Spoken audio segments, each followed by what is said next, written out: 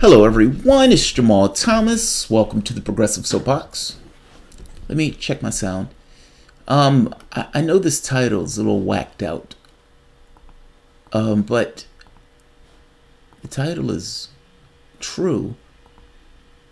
And I kind of want to make a case that the title is completely true, as whacked out as it is.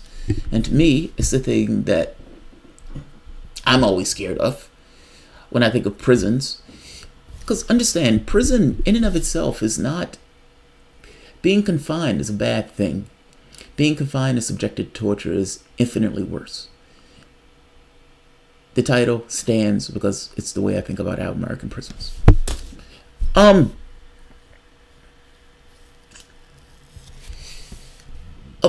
Maybe last week, or let's say a few days ago, it may not even been a week. My perception of time is always a little whacked up. We got news, it was leaked, that the withdrawal of what's the word I'm looking for? The withdrawal of immunity of Ecuador, of asylum, that's what I'm looking for. The withdrawal of asylum from Ecuador is imminent. It is coming up. First, a correspondent from RT reported it, and then Glenn Greenwald, using sources from The Intercept, apparently they reached out, and it was also reported from The Intercept, on The Intercept. I think that came out yesterday. This, of course, has been depressing for a lot of people who followed this particular story and who looked at Julian Assange as being a real journalist in a kind of philosophical way. This idea of getting to the root of information. How do you have any influence in your government if you don't know what your government is doing? If you don't know what I'm doing, how on earth are you in any way going to constrain or oversee my behavior? In fact is, we're asking the public to do that with their government with incomplete, often rigged, contorted, mangled information. It would be one thing if the media was doing their job, you wouldn't need a Julian Assange, but clearly the reason that Julian Assange has been so needed and vital, and people have been clamoring for him in this way, even though we're dispersed across the world, clamoring for him, is because there is this craving to actually know what your government is doing. Now, I would make a little bit more of a philosophical argument here, saying that it is impossible for you to know what your government is doing in the way to which our government is arranged. That said, excluding something of a more anarchist, open society, this is what we got. And in this imperfect system, Assange has been one of the warriors trying to release information. The response of journalists here have also been depressing. And before I get to that part, understand what's taking place. So when a story is coming out, when something needs to be done, and it's going to be something that's going to be somewhat of a shock and somewhat jarring, the way that you minimize the shock and the jarring is to essentially float the story. You're going to say it's an anonymous source. Oftentimes it's maybe an anonymous source, but ultimately the information is being leaked because they want the information to be leaked. They're stenographers, but in this case, they're saying, hey, don't tell anybody I told you this, while at the same token knowing full well that they give releasing information for the very specific, that very reason.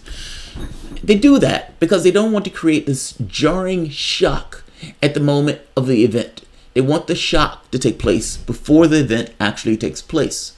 It is more jarring when the event takes place and everybody knows about the event taking place in the moment, as opposed to people mulling it, thinking about it, letting it to some degree dissipate.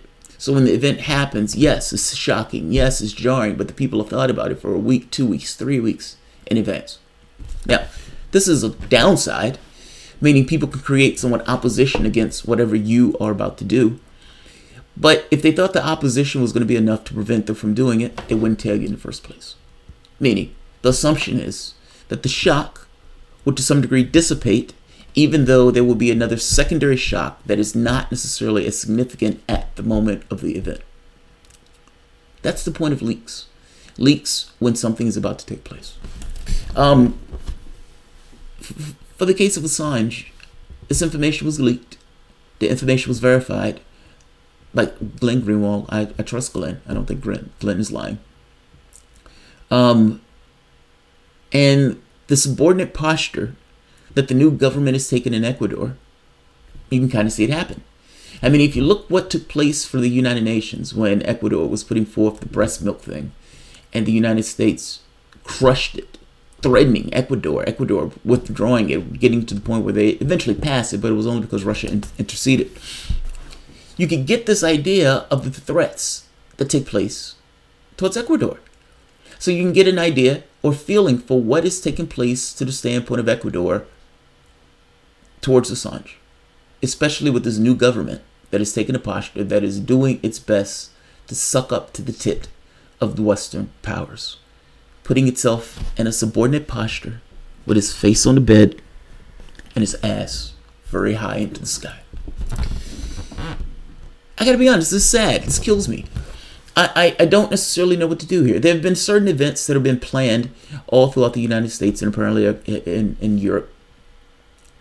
But the events that were planned prior, one of the things that was somewhat disheartening, Kelly, a friend of mine, she went to one of the events and she was like, there's like nobody here. There hasn't been this massive amount of groundswell of support that's indicative of what Assange has contributed. It makes me feel kind of to the degree of Ralph Nader. Well, Nader had been fighting for all of these years. Your seatbelt. I mean, just the thing when you get in the car, you plug into a seatbelt. Ralph Nader. There's so many things that Ralph Nader contributed to the political discourse. And yet, he was ostracized the moment that they didn't get the vote that they wanted. Democrats blaming him while at the same token ignoring the fact that part of their constituency, African Americans, have been massively disenfranchised and that Al Gore was so weak of a candidate he couldn't get his own state. This is the Intercept. By the way, Anonymous also is calling code red on this. That Mr. Julian Assange was denied his various ways in. Greetings. This is Anonymous. Greetings.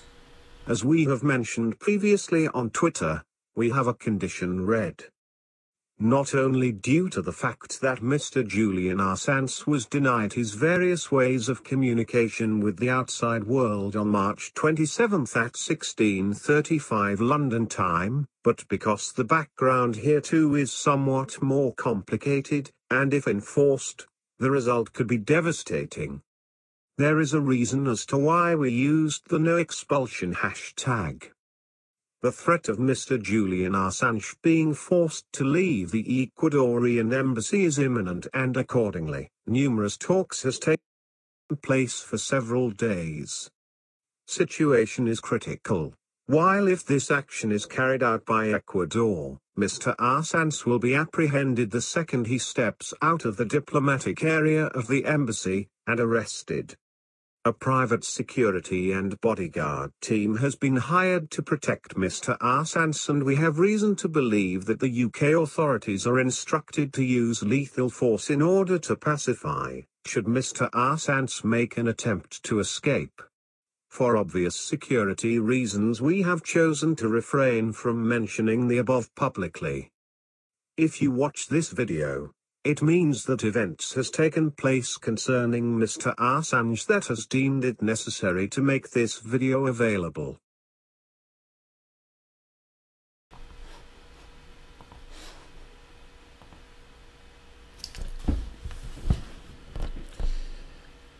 I'm going to read part of Glenn's article, but just as a basic point, a basic logical point.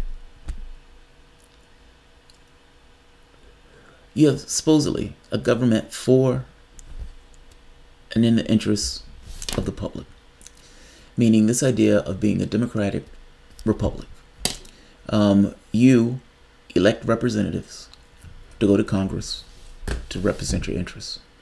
I think this is somewhat of a flawed system, but putting my thoughts about this being a flawed system to the side for the moment. You elect representatives to go to Congress to represent your interests. Those warriors of the political space are supposed to go and fight for the best interests of the people in their particular state, their particular district. Great. those people essentially put people in other offices and so forth in order to get the edifices of government. I always call it a school bus. But in order to get it up and running and doing the capacity or doing the things that government is supposed to do, organizing and allowing a society, creating a framework for the society. Great.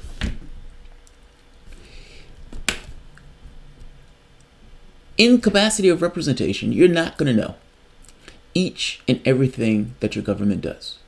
Meaning, you're not paying attention necessarily to each and everything that your government does. But if your government is doing something, say, for example, say your government is killing people and toppling governments in South America, would you want to know that? Say your government is doing something similar in the Middle East. Wouldn't you want to know that? The reason I say wouldn't you want to know that is because you may find that out when airplanes hit a building in New York and you look up and you say, who did that? And you don't know whether it's people in South America that's coming to take vengeance or take a piece of your hide for the things that you've done, or if it's the Middle East, or if it's somewhere in Africa, I mean in other parts of Africa. I'm trying to make the point to you that there are consequences for the things that your government does across the world. And if you don't know what those things are, it is impossible for you to take decisions to put people in particular positions in order to affect your political will and what you want your government to be doing, or conversely, what you don't want your government to be doing. Because maybe your government is doing things that will cause or push and incentivize, or at the very least through anger alone, incentivize people to get into a building, hijack a perfectly good airplane, and ram it into the Pentagon. You know, on the day that took place, we didn't know who did that. Like, it could have been people from all across the world in a blowback from what we ourselves were doing in the various parts of the world. Hey, maybe it was somebody from Guatemala who was pissed off that we essentially helped in a coup. Maybe there was a family member that was killed and mangled and tortured in one of the people who we helped prop up into one of those governments. Whether it was in Southeast Asia, whether it was in the South or South America. I'm trying to make the point to you that it is vitally important for you to know what your government is doing, because there is no way you can oversee and maintain your role as a citizen if you don't know what it's doing, and if you don't have accurate information giving you what the government is doing. All of the media personalities who you're looking at, Chuck Todd, Jake Tapper, all of those guys are millionaires. You believe that all of those millionaires have your best interests at heart, and do you believe that they are politically neutral, whatever the hell politically neutral even means? They have a particular point of view. Their networks have a particular point of view. MSNBC, CNN, Fox, all of them have a particular point of view, and they're towing a particular line, and they're trying to maintain the status quo the way the status quo is. Because just like in Hunger Games, the people who are sitting on television are there for various reasons. The network put them there. Do you honestly believe that why do you believe that the Ed Show wasn't allowed to cover the Sanders campaign while he was on MSNBC? The network has a perspective. It has a point of view. And regardless of the neutrality to which they talk about, I would argue the subjective neutrality is subjective. It doesn't exist. The very act of calling yourself neutral to some degree is taking a particular point of view or political point of view and asserting that a particular point of view is the neutral objective point of view. I'm saying that's nonsense. Making the argument in and of itself to some degree gets across a political bias. Look, the only point I'm trying to get at is that it is impossible for you to know what your government is doing if the information itself is not available to you. What Assange is doing is vitally important, and not just vitally important. If you can make an argument, meaning if you allow your government to prosecute somebody who's releasing information that's given to them, you also open up the New York Times, the Washington Post. You put a chill on any of these media organizations that may get their hands on information knowing that they could be prosecuted in the same way that WikiLeaks has been prosecuted, or Julian Assange.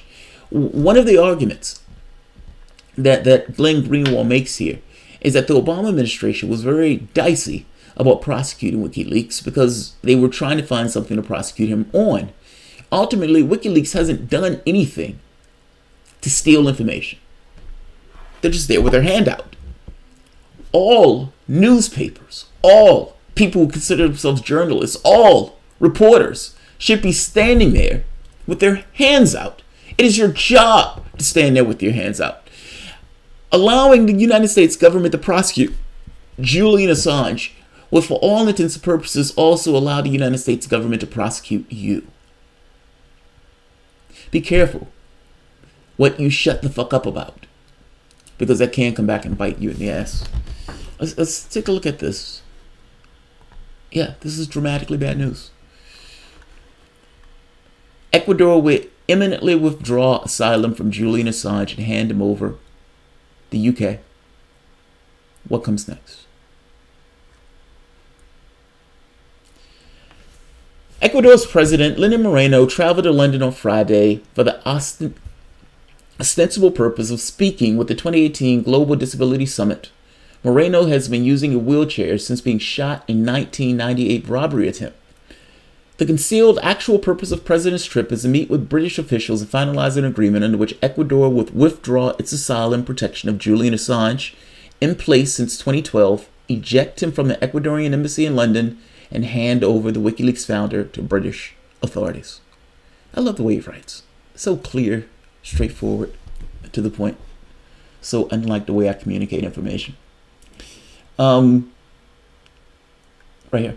A source close to the Ecuadorian Foreign Ministry in the President's office, unauthorized to speak publicly, has confirmed to The Intercept that Moreno is close to finalizing, if he is not already finalized, an agreement to hand over Assange to the UK within the next several weeks.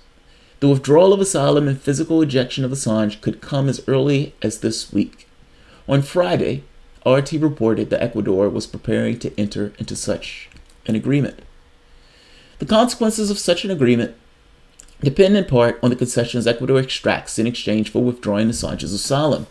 But as former Ecuadorian President Rafael Correa told The Intercept in an interview in May, Moreno's government has returned Ecuador to a highly, quote-unquote, subservient, quote-unquote, submissive posture towards Western governments.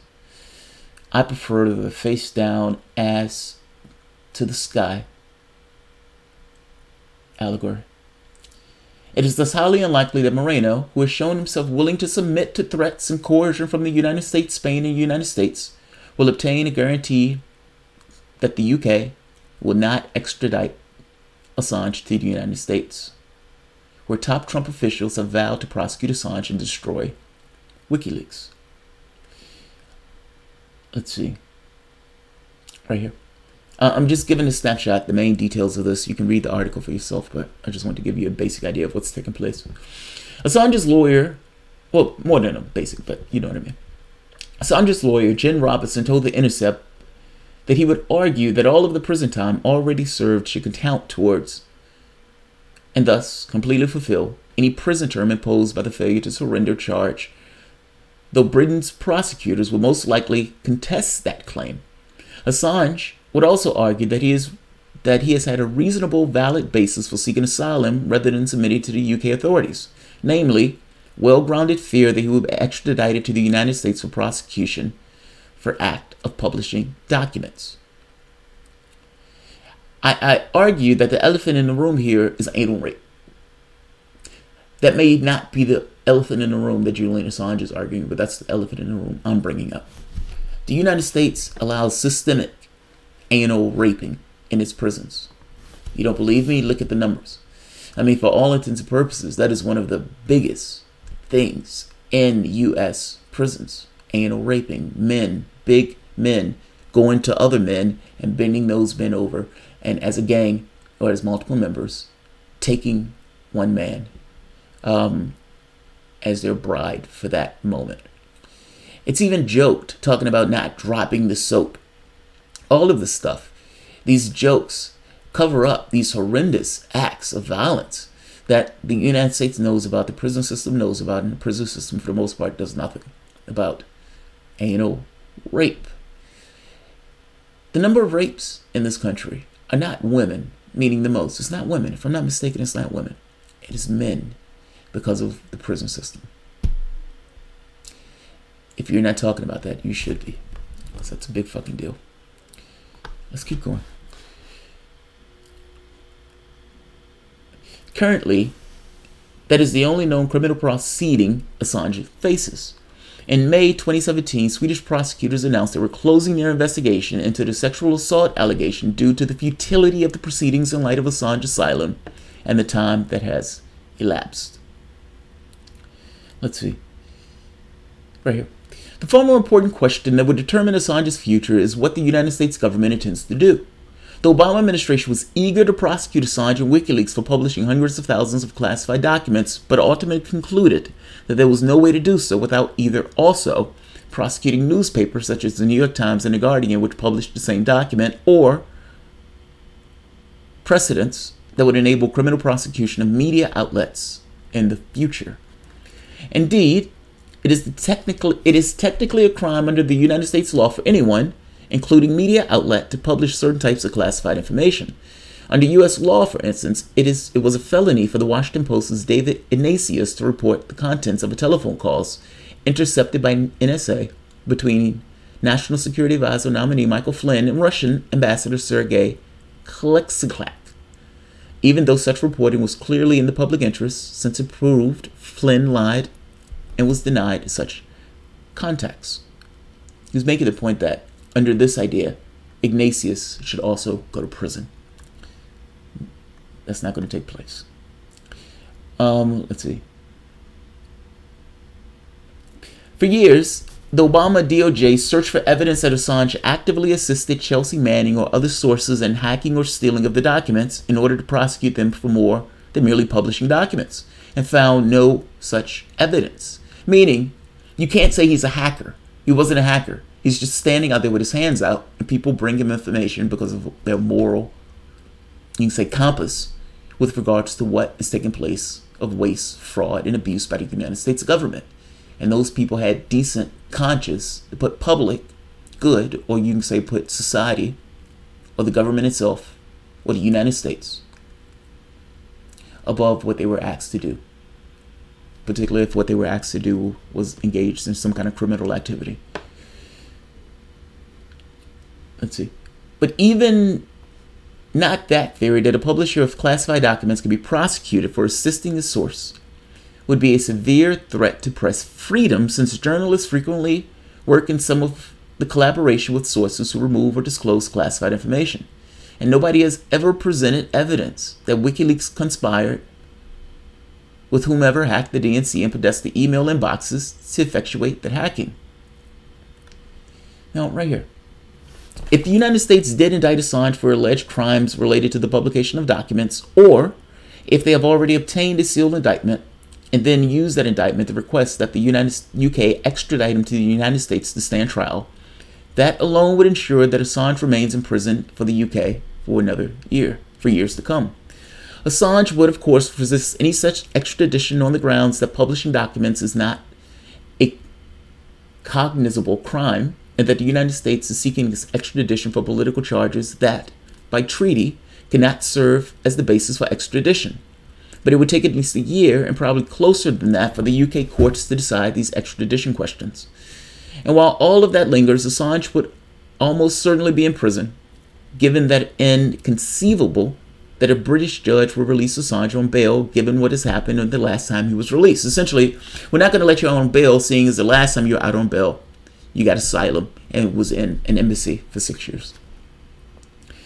All of that means that it is likely, highly likely, that Assange, under his best case scenario, would face at least another year in prison and will end up having spent a decade in prison despite never having been charged, let alone convicted, of any crime.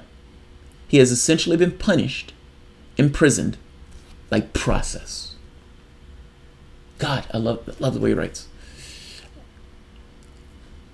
But if, as seems quite likely, the Trump administration finally announces that it intends to prosecute Assange for publishing classified U.S. government documents, we will be faced with a bizarre spectacle of U.S. journalists who have spent the last 2 years melodramatically expressing grave concern over press freedom due to the insult tweets from Donald Trump about Wolf Blitzer and Chuck Todd, or his mean treatment of Jim Acosta, possibly cheering for a precedent that will be in the gravest press freedom for decades. The precedent will be one that could easily be used to put them in a prison cell along with Assange for the new crime of publishing any documents that the United States government has decreed should not be published. When it comes to press freedom threats, such an indictment would not be in the universe as name-calling tweets by Trump directed at the various TV personalities. Understand what he means. So I've made the point that there is a difference between tone versus action. That Donald Trump is gross and over the top from the standpoint of his tone, but from the standpoint of what he does in an office, he's a Republican. Now, the press has had their hair set on fire saying that Donald Trump was attacking the press and that they were limiting press freedom. But what they're talking about are tweets. When Obama was in office, he was actually going after the press and going after investigative journalists. Donald Trump has mean tweeted them, and they've been angry about the mean tweets. Locking up Julian Assange sets a precedent for those mean tweets to not just be mean tweets anymore, for him to put that into action.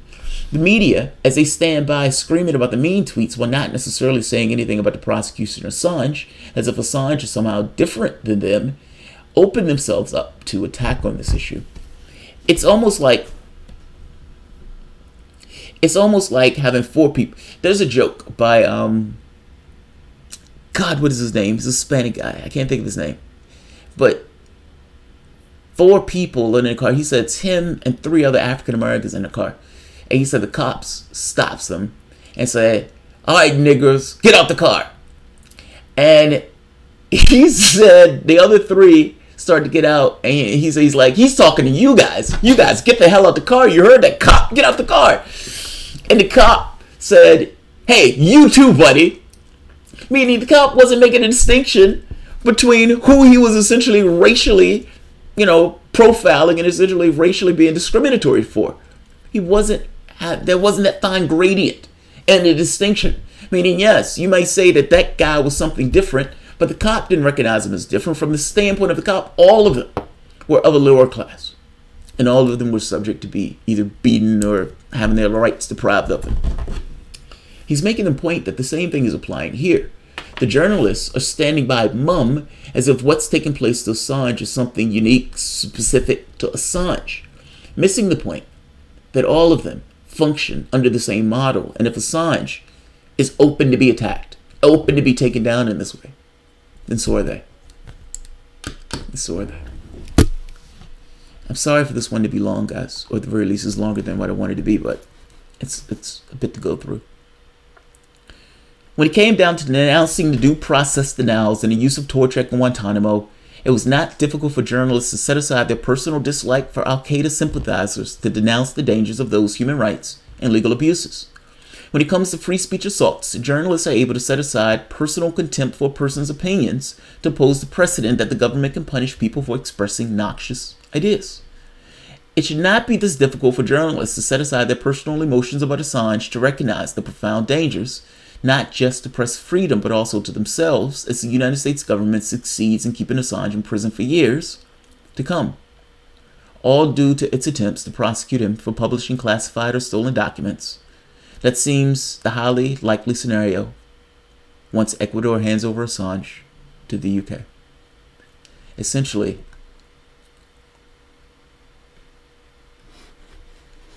when we picked up terrorists, real terrorists, not, people who we just call terrorists, they could make the distinction and say, look, I understand that guy's bloodthirsty, and I understand that guy may have blood on his hands and a sword in his other. But we have laws.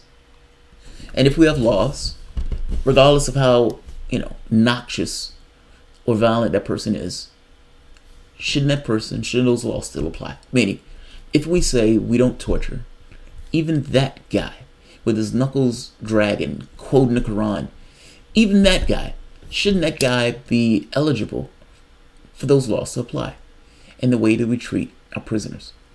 If you're able to do that for some of the worst people in this planet, he's making the point, how on earth can you stand pat when the precedent that's going to be set is a precedent that you yourself are also going to be held to? Glenn Greenwald is awesome. Absolutely awesome. Look, I will say this.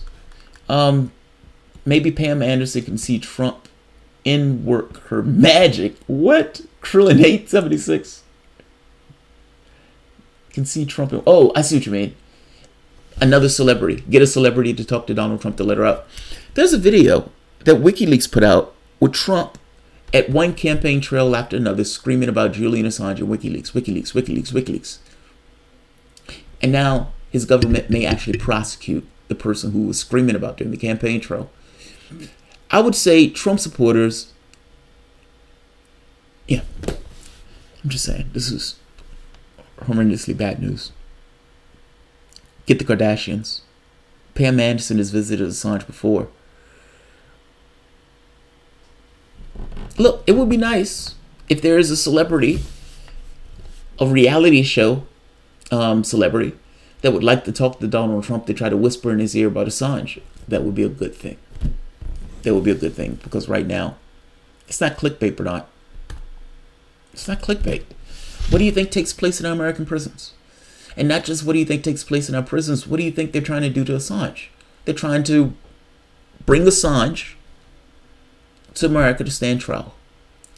What do you think they're going to do to Assange? Why do you think they want him to stand trial? Do you think they want him to stand trial just for the process of standing trial? No, they're trying to put him in prison. What takes place in our prisons? Anal rape. I'm making the point that anal rape is the elephant in the room here. Like, ultimately, they are literally trying to put him in a prison cell, in an American prison cell. They're not taking him to a black site. They're putting him in an American prison cell. And we're the anal rape capital of the world from the standpoint of prisons. Get Dennis Rodman on this shit right now. Dennis Rodman, yes. Come on, Dennis. We need you. It wouldn't be Trump's government. It'd be the other government, you know, the one without a public face. Plimply, I don't ever pronounce that one. Julian Assange helped Trump win Laura Glenny. I don't know if he helped Trump win. He had information. He was releasing that information. I know the Clinton camp likes to think that he helped Trump win. That's their motto. That's not mine. The Order of Chaos, they had one guy tortured to the point where he admitted acts committed while he was in prison. They tortured one guy, 100 and something times. They tried to make it as if the torture was giving them vital information. The torture wasn't giving them information. The person was saying whatever they need to say in order to make the torture stop. And by the way, it's against the law. It's against the law. Either way you want to cut it, it's against the law. I'm just saying. Journalists are being short-sighted about this because they don't plan on doing any serious journalism after this. The great Geeksby. Look, I think journalists to some degree are being short-sighted because they bought into this idea that Donald Trump is going to end the world. Julian Assange, from their perspective, I think, helped Trump get elected. And the moment that you make that leap between those two things, as if Trump and Assange are somehow working in cahoots, then right off the bat, you don't necessarily want to help Assange. You look at this from the standpoint of these two guys are in cahoots with one another. Donald Trump is bringing on the apocalypse. It is to some degree Julian Assange's fault. If Julian Assange is considered to be a non-state actor, they've bought the Russia stuff. And you must understand, within the ethos of the Russia stuff is Julian Assange. Meaning, the Russia stuff doesn't happen from their standpoint without WikiLeaks. They're okay with leaving this, ignoring the fact that this will be used to attack them because they're considering Julian Assange as part of this quote-unquote conspiracy to get Donald Trump elected. Their abandonment of Julian Assange's has everything to do with their hatred of Donald Trump, not so much as this prescient idea of journalism. All notions of objective journalism have been thrown out the window. At least that's my thought anyway. I think they'd act this way if Assange helped Jeb Bush get in office. It's really because the information slighted the Clinton machine. Yeah, that's what it is. That's what I just said. Has anyone seen him alive in the last year? Stinkbait. I haven't seen him. I don't know if anyone else has seen him. Look, there are going to be events all over the place. And there are going to be actions that are going to be planned in response to this.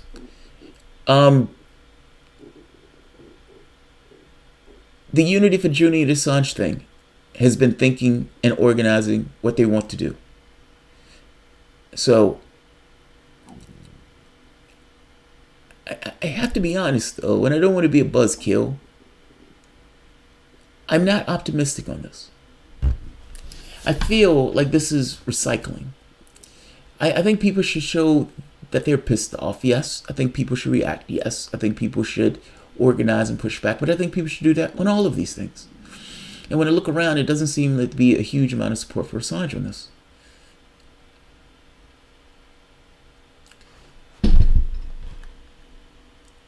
Nicholas Locke. Where is it? Where did I read Donald Trump Jr.'s emails? It's clear they were working together. No, in those emails, it wasn't clear that they were working together. It was clear that one was asking for information, like any other journalist would ask for information. Hey, let me release your tax returns. Hey, give me information about X. He's a journalist. He's a journalist. What are you supposed to do? You realize that journalists try to extract information from the people who they're working with. He was like, hey, let me get your tax returns. I can release your tax returns. It's not working together. The order of chaos. People focus on and argue over the flavor of the say playing on TV. Kinky. After the revolution, at least the billionaire oligarchs, the war lobbyists will be forced to pay for the military to counter the people. The people will no longer pay for their own destruction. I think the chances of Assange getting raped are near zero. I'm glad you think so. Depends on where they put him, Garden. Assange is a hero to this world. I think so. I think so. All right, I'm going to end this. When I think of American jails, I think of rape. I'm just saying. There's a Boondocks episode where they start talking about rape in American jails, and it is hilarious and terrifying and somewhat embarrassing. This is tragic. The public may not see it this way. The public may not necessarily understand the gravity of all the events surrounding it. But the idea that Assange, and maybe I'll take off the anal rape part. Maybe that's a little too much. But the warrant for America is the elephant in the room. And to me, when I think of jails in America, I think of rape. Maybe this is just me thing. Raping is used as a tool of torture by the United States military, Jamal. That's what I think so. Julian Assange and Donald Trump Jr., how can we make it appear that they're not working for Russia? Did you miss that part? Do you need to be interpreted for you? Yes, I needed to be interpreted for me. I feel like Julian would be sacrificed to show the masses the descendants would not be tolerated.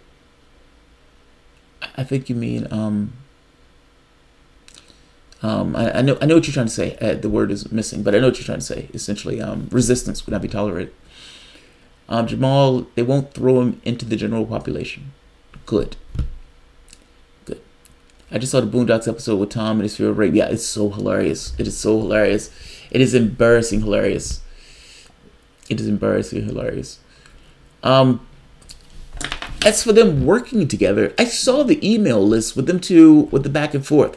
And what I saw was a journalist trying to extract information from one of the political campaigns. That's what I saw. That's what I saw. Now, you consider that working together. Hey, give me information about this. Hey, give me information about this. Hey, give me information about this. Hey, look, these guys are working together because the journalist is trying to extract information from Julian Assange. When you get the email that says, hey, I need you to release information about XYZ, let me know. Until you get that email, you know. How do we hire mercenaries to get him out of the embassy? One of the things that they noted was a security team that he had, but saying that it was possible that they were willing to kill and shoot the security team. Did you hear Anonymous? Anonymous was talking about potential, you know, not taking him alive. It was fucking hellscape stuff. In complete honesty, Assange did not like Hillary, but so what? That's not new to journalism. No, that's not new to journalism. Look, if you say that WikiLeaks released information on Clinton, that is true. That is true. If you say that WikiLeaks was colluding with the Trump campaign, that breaks down. I don't see how you make that case. I saw the emails between the two. I even saw the messages between the two where one is, he's asking him for information. He's a journalist. What are you supposed to do? What are you supposed to do? And are you pretending as if other journalists don't have their own biases? Or people who they want to hit and all this other stuff? I mean, come on. That woman had everything on her side. For the most part, all of the main newspapers. What, $1 million Twitter army to go out and say bad things about Bernie Sanders and other people on Twitter, or people who won't vote for her. The political establishment lined up. Republicans, like conservative Republicans to some degree, even lined up to some degree. Like the Jeb Bush types. She had it all. She had it all. Not to mention she beat him 2-1 in money. And you're complaining about Julian Assange and WikiLeaks may potentially having a bias against her. So what? So what? Making the point that Hillary Clinton, that Assange didn't like Clinton misses a greater point of the corruption if factually exposed. Yeah. They're acting as if spearfishing for John Podesta is an attack on democracy itself. As if John Podesta is the protector of democracy that spill the democratic orbs. I mean, this is nonsense. Complete nonsense. I don't care if Julian Assange didn't like Hillary Clinton. I don't care. I don't care. 1,000 times. I don't care. Julian Assange or John Podesta having this stuff hacked is not an attack on democracy. It's more so incompetence. And mind you, what it released was the cheating of Sanders. Now, explain to me why I should care about what's considered to be cheating when you cheated somebody else. Yeah, I don't care. I don't care at all.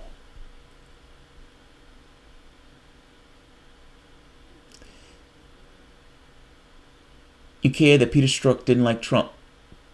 Well, Peter Strzok was a part of the FBI, the Federal Bureau of Investigation. He was literally, by law, supposed to be impartial, and he was being biased towards one of the candidates. Are you trying to tell me that a journalist releasing information about one of the candidates, showing the candidates was cheating and showing that the thing was a slush fund, are you telling me that that's the same thing as Strzok working with the FBI, changing the language to which he's going with the Trump campaign? This is nonsense. That's a stupid argument, Jay. That's a completely stupid argument. Guard Gnome, if Assange goes to prison, he will be isolated from the general population like the Unabomber and others have been. You believe that. You don't know that. I'm saying you don't know that. You believe it. I think Julian will be made an example to scare off any of the followers. Jamal, you're so patient and level-headed with brainwash commentaries. Great job. Oh, thank you, Karen Rose. Look, my point to this is the conversation between Trump Jr. and Assange is effectively Assange trying to elicit information from a source. I don't see how that will be different than any journalist trying to elicit information from a source. The only thing is people are sore about it is because they went against a particular candidate. That's all. This is not something I overtly care about. The overwhelming majority of media attention and support went to Clinton. The idea that they're complaining about this kind of stuff on the side is nonsense to me. I don't care. I have to go. Thanks, Jamal, for the information. As always, keep strong. Khalid, agreed. Thank you. You're welcome. I think it was entirely possible that Strzok put his bias aside. I'm glad you think so. I don't. Pat Cook, Time Dark Legend, you're mistaken. See Nico House's latest video post. Should help you a bit. Yeah. I think he's mistaken too, but whatever. Brahm, there were numerous accounts of vote flipping and vote purges during the 2016 primary. I can't just ignore that. Agreed. Agreed, Brahm. Do you have an opinion about Varakas? Yeah. I like him. And Max, I like him. I like him a lot. Very bright, clear, extremely good at what he does from the standpoint of speaking about economics and politics. I like him a lot. I like him. Varoufakis. He has several speeches online. Sometimes speeches can be a little bit slow, but there's some. He did one recently that knocked it out of the park. It's amazing. He was going on like this kind of history of capitalism. Yeah, Varoufakis is really good. I like him. I like him. You should hear some of the videos that he's talking about when he's talking about the European Union. And he's talking about this idea of the negotiations with the European Union. Even to some degree, how his government wasn't prepared. Like, you have this amazing show of democracy where the public comes out and says, no. It tells the European Union, no, we're done. We're not going to continue to do this. Taking the money in this way. Germany just didn't want to to be honest, to say this was another bailout. So, oh, we're helping the poor Greeks.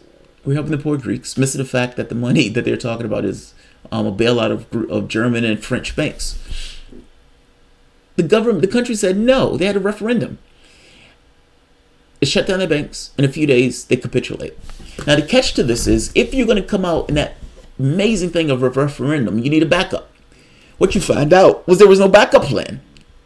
It was a referendum, and that was it. And they thought the referendum would be enough to show force or to show that the British population of the country was united. I'm sorry, show Germany that the country was united. Well, of course it's not going to be enough.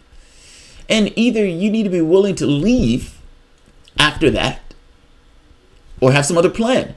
Now, Varoufakis had made the point that they did have other plans in mind, but the prime minister wasn't willing to implement them.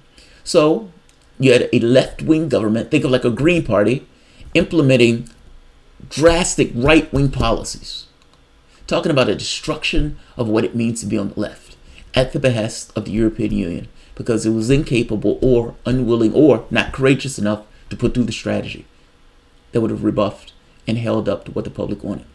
Varoufakis is fucking awesome. I like him a lot. I like him tonight a lot. Let's see. Corporations are technically multinational, influence U.S. elections more. Dude, this is kind of my point. I don't care. Like I need to see the email where they're saying, where they're coordinated with WikiLeaks and what's his name, and Trump's kid is actively, because the email list that's in my head that I remember was Julian Assange looking for information like any other journalist would. That's what I remember. That's what I've seen. And by the way, just as a secondary, I don't care. I don't care. I don't care. And I'm saying I don't care not because the people who are looking for this idea of some kind of influence in the election kind of miss the point that corporations, gerrymandering, you have guys buying politicians, all of these things are part of your political process. And this seems to be the thing that people want to focus on. I don't. It's not something I care about. That Trump Jr. exchanged just wise journal official. Yeah, it's just a journalist official information. But apparently the other guy above believes that that's somehow toppling of democracy. Chuck E. Cheese. The problem with the DNC leaks and the Podesta leaks is that the Russian investigation, it's been more reduced to a catchphrase than substance. Yeah, agreed. Garden, good point that ducks in a row isn't necessary anymore. What did Garden say? That Shwari Kate says, good point. Kate, I don't think that they were blacklisted him after all this time. They just have the ducks in a row already to do a full-on kangaroo trial against Assange. Oh, I see what you mean. Giannis is very good. He helps teaching me about modern monetary theory. Yeah, Giannis is good. Ginger Bealey, Time Dark Legend. I saw no email talking down Hillary Clinton or appearing not to coordinate with Russia. I did see the DNC Podesta emails, though. Yeah, I have no idea what he's talking about. I have no idea what he's talking about, but he apparently does. Laura H., we the people must raise our voices in peaceful action to help Julian. Agreed, it's so important. Agreed. Hey, you had tuition-free pre-K, kindergarten, middle school, and high school should be abolished. You communists. That's funny. So many people asleep out there in the war rather would have a second Cold War than address interstate cross-check for 2 fucking seconds.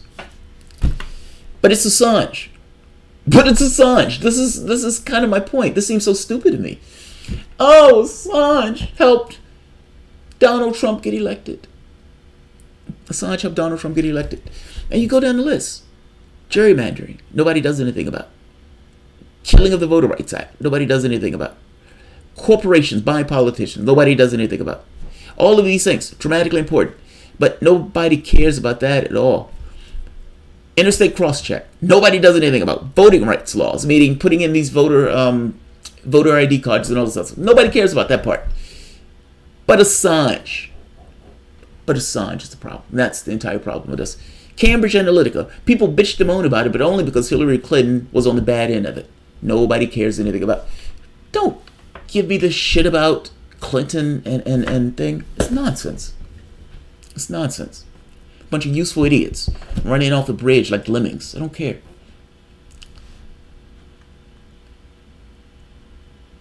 Same corporate fuckface masters. Agreed. Voter caging, purging, destroying ballots, electric engineering. But oh, these Russians. But oh, the Russians. Those goddamn Russians. Any chance Mueller's subpoena Assange? None. Because here's the thing. Do you remember there was talks about allowing Assange to leave the embassy based on him not releasing information from CIA? It was some information that Assange had that they were like, we would allow you to leave the embassy if you don't release information. And Assange was willing to redact certain parts of the information. Warner, Democrat, and Comey put the kibosh on it. They put the kibosh on it. I think there were too many eyes on this for that Kate.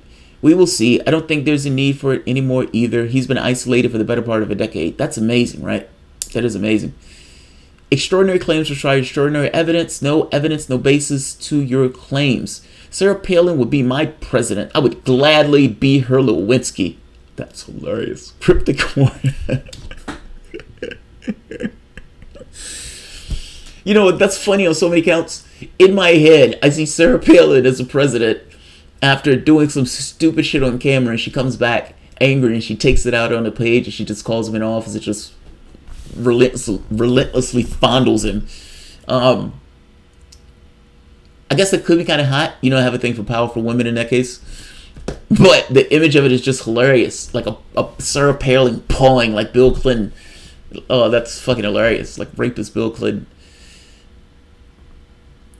I got a face, she got a seat. Who said that? As long as I have a face, you would always have somewhere to sit. The God, men say some of the weirdest shit, man. That's fucking hilarious.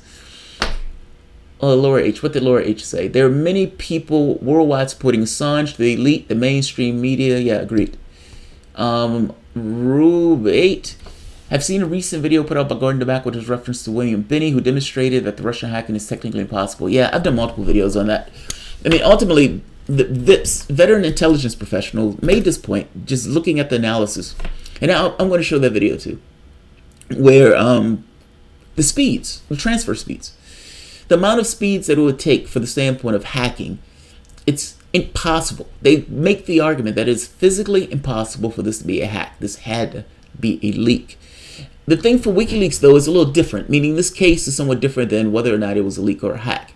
Their issue is that WikiLeaks participated at all, that Julian Assange participated in this stuff at all, not just this particular election, but the other stuff that Assange leaked also. It's not specific to this. Yes, this was the thing that kind of set everybody off, but Assange has been doing this for years. But yeah, they made the argument that it is physically impossible to be a hack. It had to have been a leak. Going so far as to say they've even did tests to see whether or not they could get speeds up to the speeds they were being downloaded by, and they weren't.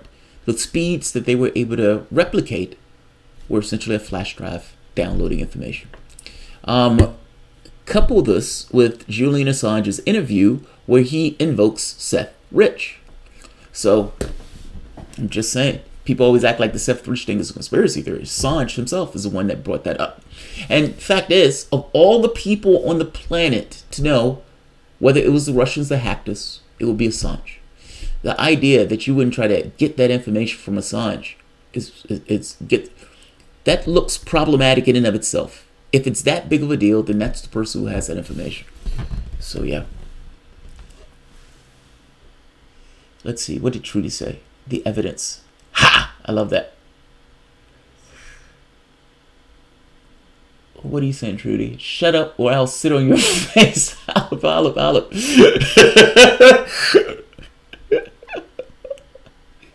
You know what's funny? That's funny and sexy at the same time. I don't know why. Maybe because I'm a guy. That's hilarious. How can you ignore that if Julian Assange had not exposed Hillary's corruption and rigging the primary, then she would probably be president? What are you, sexist? Who is that aimed at? Is that aimed at me, Joshua? Laura H. Jamal, how do you feel about that Green Party Ohio woman reacted to your question about Julian? I gotta be honest, I didn't particularly like it. I like her, and I like her as a candidate. But look, how can I say this? Because people never they don't necessarily like taking that into account. As an African American, I'm going to process the world in a particular way. I'm going to see certain things. I'm going to react to certain things. For example, this anal rape is the elephant in the room. When I think of American prisons, I think of anal rape. I just do. One of the reasons I don't want to ever get locked up for any particular reason because I don't want to be anally raped. Now, that may seem hyperbolic, but most rapes are committed by men, and those rapes are committed in our prisons.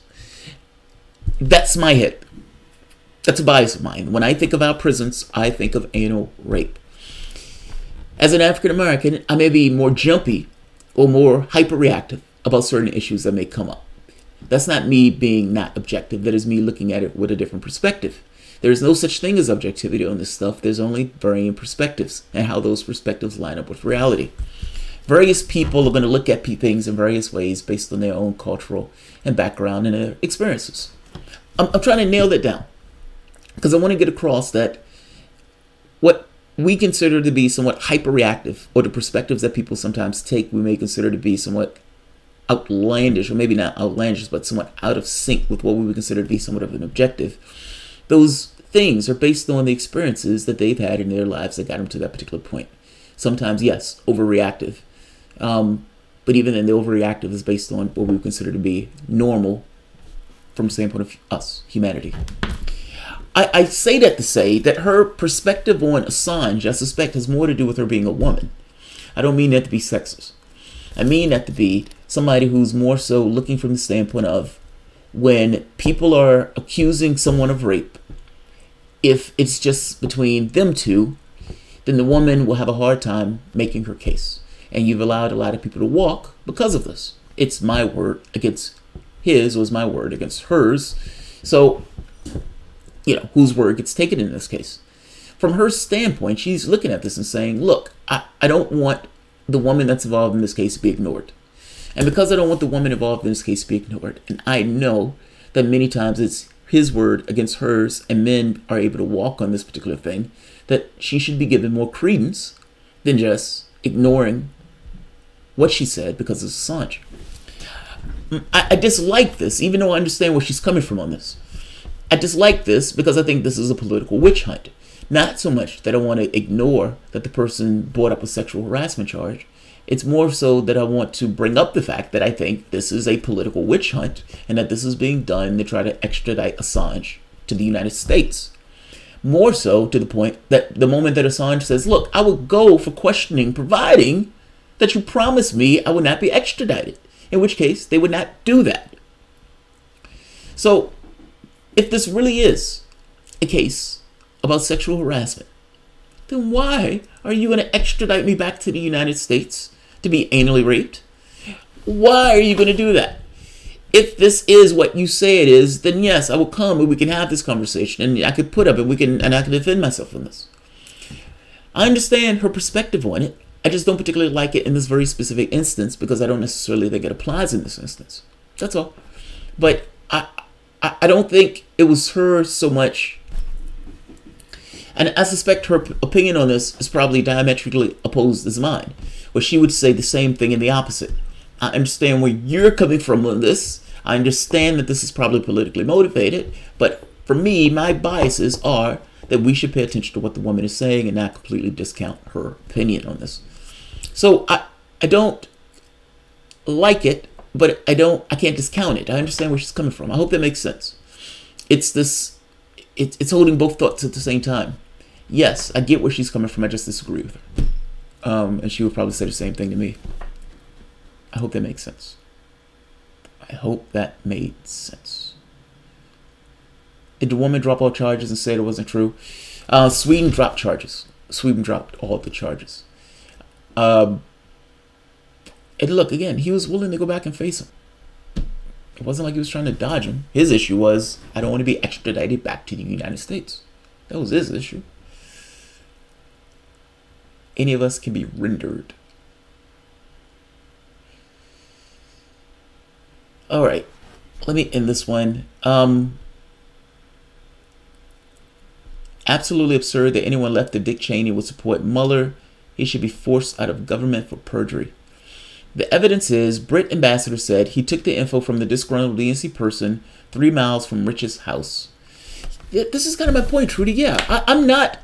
It makes more sense to me that somebody who worked at the DNC had access to the servers at the DNC, might have downloaded the information from the DNC and gave the information over to somebody who could release it. As opposed to this grand conspiracy where the Ruskies, you know, it just makes more sense to me. I mean, come on. Come on. Nice stream, by the way. Well, thank you, Tom Dark Legend. I appreciate it. We can all disagree. I don't have an issue. And if you notice, I get a shitload of disagreement on my channel. I have people call into my show just to debate me, saying I think you're fucking off. So me disagreeing with you, Tom Dark 30, don't be put off by that. It happens all the time. Blairites attack Corbyn again. Oh God, that's going to be my next piece, by the way. Just read John Pilger's piece on his website. John Pilger is amazing. He is amazing. I love him. He's awesome. John B. What I heard of the indictments by Mueller is vague to say the least. No specifics, like the details of 500 voters in an unnamed state. Moni G. Love you, Jamal. Thank you, Moni G. You can't use hearsay and innuendo as evidence. 1 million dead Iraqis disagree. And you know what's wild about it? The guy who sold weapons of mass destruction in Iraq, Mueller, is the same guy they're using to sell this. And nobody, or very few of us, says anything about that. The guy with the square jaw, who's just a fixture, politically inscrutable, incorruptible, looks into the camera, holds up a vowel or something like that. It is perfectly clear cut at this point. There are weapons of mass destruction in Iraq, and that rat bastard Saddam Hussein has weapons of mass destruction. He's been lying about it, and we need to do something about it. My name is Robert Mueller. I'm incorruptible and inscrutable. It's amazing.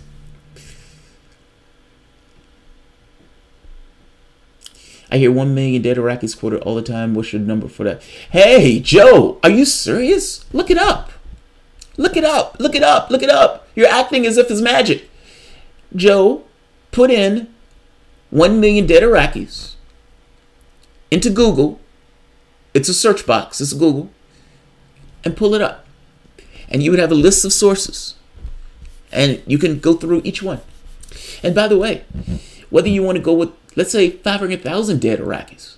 Are you really going to quibble between 500,000 and 1 million? Is that your argument? Is that where you're planting your flag? That's a pretty gross flag plant, buddy. And by the way, even going with that idea, the destruction of the Middle East. The destruction of the Middle East. Having those soldiers that were disbanded in Iraq flow into other areas of the Middle East, creating more violence and refugees and all this other stuff.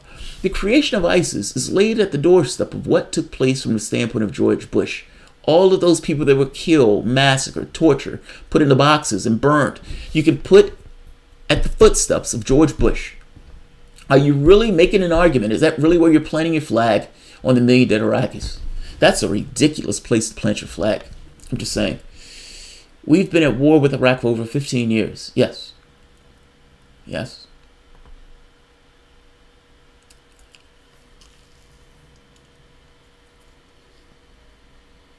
Bernie Sanders agrees with the evidence. What's the problem? Is it something about ego, but you can't get over the Democratic National Committee? Who cares? Both can't be true. I don't give a shit what Bernie Sanders agrees with. I don't give a shit what Bernie Sanders agrees with. Are you telling me that just because Bernie Sanders agrees that everybody else who supported Sanders should automatically agree? That's nonsense. That's nonsense. That's complete and utter nonsense. There are political currents in which certain people in the political space tend to go with. It's just going with the flow. Whether Bernie Sanders agrees with the evidence or disagrees with the evidence is somewhat besides the point. I would almost guarantee you if Bernie Sanders completely disagreed with the evidence, you would see no deviation in what Bernie Sanders is doing right now. Do you believe that Bernie Sanders is such a moral fortitude and integrity that he would get up and he would say, no, this Russia stuff is nonsense? No, he would go along with the flow. Because the fact is, from a political standpoint, in order to make his point about healthcare, education, he doesn't need the headwind of explaining how the Russia stuff is nonsense. I'm just saying. Just saying. Bernie Sanders' family believes in polygamy. So what? I do too. I mean, it's illegal. My wife doesn't believe in it. But I don't like the marriage stuff. This stuff isn't real. You should be able to marry or connect yourself to whoever you want to connect yourself to. If you want 5, great. If you want 10, great. I don't care. It's your business. It's none of mine. It's none of mine. Bernie Sanders is not a liar. I didn't say he wasn't a liar. He's forced to accept it. No. You mistaken the reason why people do things politically with what is going on in their heads. Those are two very different things.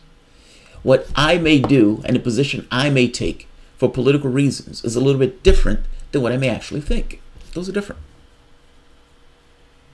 Those are different. Rachel Maddow show called and asked for talking points back. Digital tyranny. No, I'm not gonna hate on him as that. Look, he has a different point of view. He's a little further inward than we are. Welcome into the family. We need him in our family. Welcome into the family. I agree with Bernie on some things, but not others. Alma G, OJ, yeah, agreed. Ruben Garcia, Jamal, has anyone with mainstream media coverage spoken out against Russiagate besides Jon Stewart? I agree with you about Bernie, by the way. I don't know. Tucker Carlson has. I mean, he's been pretty strong about it. The issue with the Russiagate stuff is twofold. This is tiring. I'm sick of this. Like, I gotta be honest. It's like a war of attrition, and I'm being worn down. It's like, oh God, fuck, man, are we still talking about this? Of all the things that plague us, of our illnesses, of our foibles, of our fuck-ups, of our frailties, just as human beings, of all the things that plague us as human beings, on the first 20 pages of that list, Russia is not included. The majority of which are things associated with the way you've organized your society. That's the point I'm trying to get at. This is theater and hysterics, only to keep you positioned in a way of not paying attention to the things that are real, meaning the things that are directly affecting you and your society. They don't want to talk about those things. They're distracting you with the other stuff. I'm trying to position you, for the most part, of ignoring that. And at the very least, trying to think about real things. I get tired of these comments or these debates because it seems like it's a debate that doesn't mean anything. It's like my God can beat the shit out of your God. And at the end of the debate, you walk home. Nobody can win because there's nothing to win. And even if one side is proven to be right or wrong, it doesn't really mean anything because it was completely inconsequential in the first place.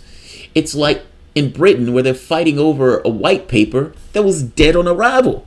The moment that the white paper was conceived of, the white paper was dead on arrival, and yet they'll debate about the white paper that's already dead on arrival. I feel like that's the same thing with this. All of this hoopla and political theater. To what end?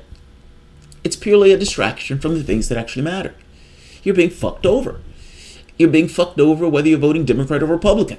It is easier, far, far easier, as opposed to actually trying to get a political system to do something real. To do something real. Republicans don't care about the debt. Democrats don't care about the poor. That's my contention.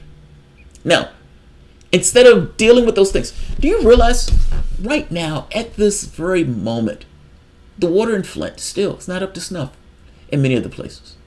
Hey, what about Chicago? Water, not up to snuff. I just drove from Washington, D.C., and I curse the road every time I hit a pothole, and God, there are so many. This country brings in trillions. We spend $1 trillion a year on military, and yet you can't fix a goddamn fucking pothole in Washington, D.C. And why do I have to drive to D.C. in the first place? We can't have better trains than this? The trains here in the United States look like the trains in fucking Egypt. No, seriously, I've been on the trains in Egypt. They look similar. It's aggravating that this is what we're talking about. It's like, fuck, man. The Russians, whether they did it or not, it's inconsequential. There's not a Russian hiding behind a fucking corner or behind a bush. The things that are plaguing you are the people who you're voting for. That's what I'm trying to get across to you. It's not the Russians. The video I did in the other video talking about blacks and how, for the most part, Democrats, the corporation, has leveraged their use of blacks. Yeah, they have. While at the same token not defending those particular blacks. There's a much higher chance that the reason why you lost the election had to do with blacks being disenfranchised than the Russians. I mean, come on. And people entertain this shit. Like Chuck Todd and all those other fucking fake people on mainstream media. There's a reason why people don't like the mainstream media. There's a reason why they don't like the political class. It's for shit like this. It's for shit like this. Inconsequential shit that doesn't necessarily apply to anything and doesn't necessarily have a real effect in the real world. But God, we need to scream it at the top of our lungs. Hey, what if we screamed like this about there's a guy sleeping on the street? What if Chuck Todd and all these other people said they were ashamed of the president because the president didn't do anything about poverty? What if all of them howled and bitched and moaned? Could you get a Republican president to do something about it? I bet you could. After seeing what's taking place now, hey, you've shown me that the media can have an effect even on people as stubborn as Donald Trump. Did you see him? Look like a hostage. When I said wouldn't, I mean, I meant, I mean, would not, I mean, wouldn't, I mean, I gotta say this. I really have to say this. Yeah, okay. I mean, would not, I meant would not. I just let everybody know I meant would not. Sorry, I'm Donald Trump. They made me capitulate. I bent the knee. I bow my head. I'm Donald Trump. Big man Donald Trump out there reading a hostage note in front of the press. Fucking amazing. People that look at politics through the lens of only identity politics can't understand the support for Bernie. It's for his policy and not his person. Why they support demagoguery, I get, and get nothing. Right there. Right there. That's where it is. Look, Democrats took a tactical switch and thought most of the public is not racist. Most of the public is not sexist. That's what they thought. Fair enough. And I agree with them. I don't think most of the public is racist or sexist. And they said, if we hug identity relentlessly, hug identity, then how can we be attacked? And not just how can we be attacked. We can turn around and say the other guys are racist and sexist because we, after all, are hugging the identities. We can put a black smirch on the other side. And it's putting a black smirch on the other side in an area to which they already have put a black smirch on themselves. So essentially, we can make them who they are that much more. We can put a gold arrow around it. And that's what they did. So anyone who attacked Hillary Clinton or didn't vote for Hillary Clinton was racist and sexist. One time they asked Bernie Sanders, hey, why aren't you getting out of the race? I mean, what did you got against the first woman running? I mean, it was so bizarre. And the stuff that they were saying in pursuit of protecting Clinton, meaning media. Media. This, to some degree, is a political ploy. I mean, ultimately, the real underlying thing that is digging into people and making people crazy like this, seek answers on the left and the right, is economics. Their life is getting harder. If you're white and you're looking at America thinking that you're somehow exceptional, but your life is hard, what do you think? And is it easy to be maneuvered to say, it's those goddamn immigrants? if those fucking Mexicans weren't coming into this country with those goddamn gangs, you would have a better life. And focus attention on things that have nothing to do with shit. Your lives are getting harder. And in your lives getting harder, you're searching for reasons for why your life is getting harder. Now, to some degree, this may be loan debt, meaning trying to balance the scales so you end up, hey, maybe you need to take a car loan. Hey, maybe you need to take a college loan. Hey, maybe the transportation cost is getting more and more expensive. Your life is getting more expensive because public services have been drained, diminished. So when you're going for healthcare, you have a big fucking bill as opposed to not having a bill at point of service, which will be a cheaper option. You're paying for more to get less. You're paying for more because if you pay for more, it goes into the hands of a very small segment of people, the small section of people that control most of the political space. People are looking for additional answers, and they're not finding them in the traditional political parties. The Democratic strategy has been somewhat of a failure. I mean, ultimately, the hugging identity has only created this kind of schism in a society that it almost highlights white and black, or white and every other demographic group split between the two parties. It makes it look like there's a racial division, but the division is not so much racial in as much as economic. It's just hiding behind what looks like to be a racial facade. For example, like if you looked at the civil rights movement and you saw Martin Luther King, you saw Malcolm X being coded in the Nation of Islam, Martin Luther King being coded in this idea of the Christian church, you may mistakenly think that this was somewhat of a religious issue. Well, it's not.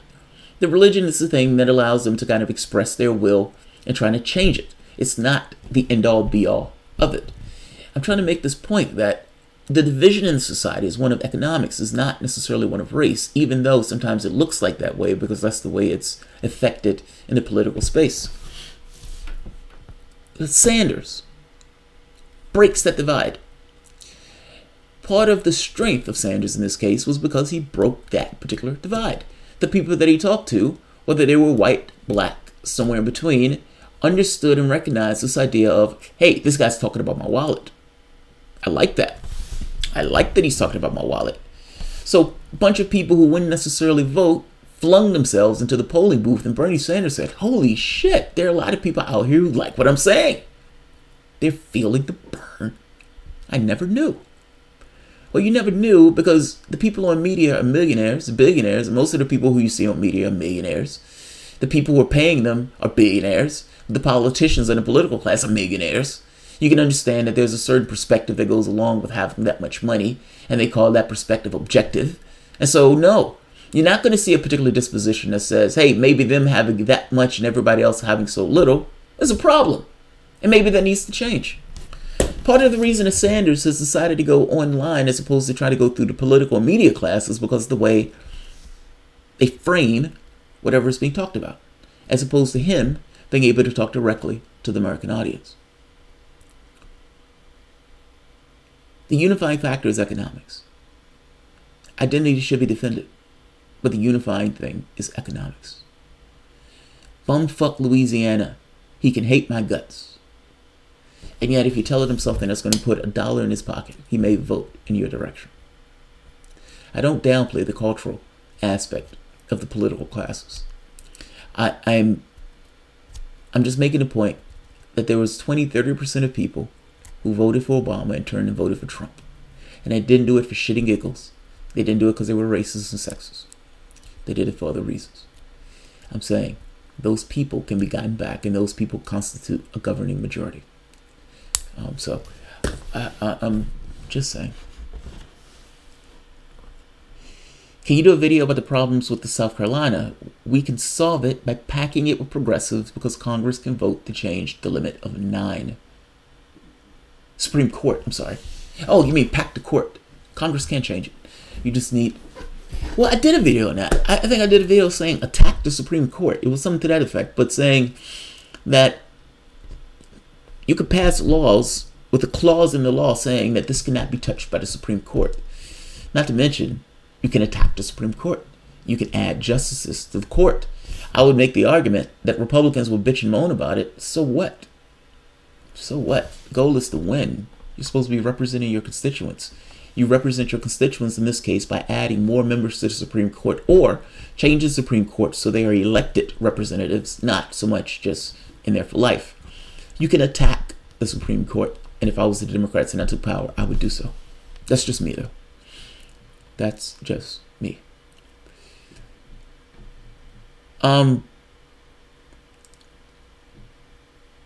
He needs a disguise to sneak out of the embassy. Skeptic 7. I don't know if that will work. Skeptic. I'm skeptical that will work. I think people should run on impeaching any Supreme Court justice who won't uphold Roe v. Wade. Danny, now that's interesting. Well, first, Danny, you would have to change the law. Like, so you would have to have the Supreme Courts elected. This is kind of what I mean. Attack the Supreme Court. Use laws to attack the Supreme Court. Change it. Make Judge Thomas run for that office. Make them run for the offices that they're in. That's one thing if you want to do it. Another thing, if you want to say, you can delist a Supreme Court member if you have enough votes through referendum. That's an idea. Add additional members to the Supreme Court. The president can do it. The paradigm needs to change. The paradigm needs to change. Yeah, attack the Supreme Court. I know FDR tried it once and everybody, flipped out. Nope, Congress can impeach Supreme Court justices. I did not know that, Danny. I know they could do their, Congress can pass whatever law they want. So I know that part, but I didn't know that there was something where Congress could go after them. That's beyond my knowledge base. You need to amend the Constitution and enact most of the changes, which won't happen. Right, Joe, that's what I mean. Like, I think that's a change. I don't think that's that's just something that they have, the powers that they have. So, yeah.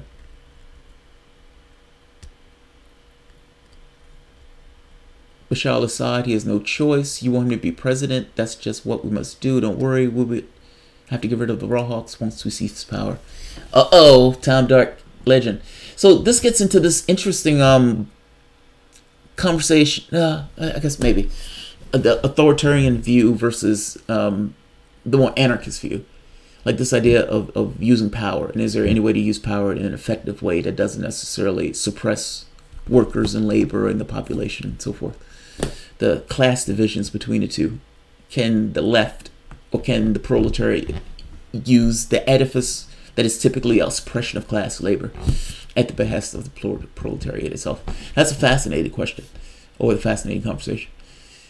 All right, I'm going to end this. We've been going for like an hour, and at this point, we're just fucking around.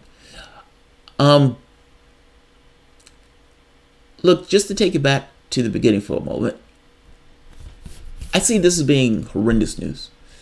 And that's my feeling is I can put information out, but putting information out is like to what end? Just putting information out, solve it, does it change it?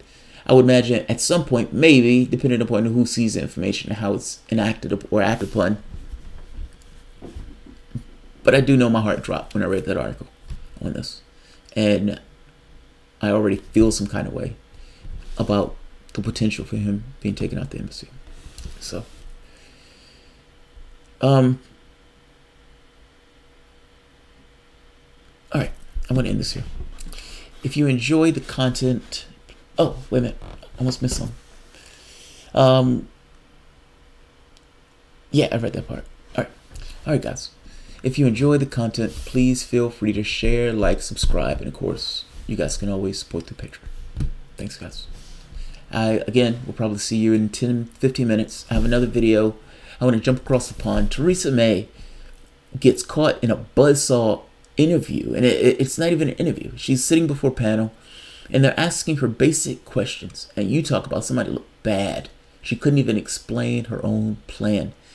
This video is painfully funny to watch. Unless you're a fan of Theresa May, in which case it will be absolute torture. So I will see you guys in 5 minutes, literally 5 minutes. So please hang around. Thanks, guys.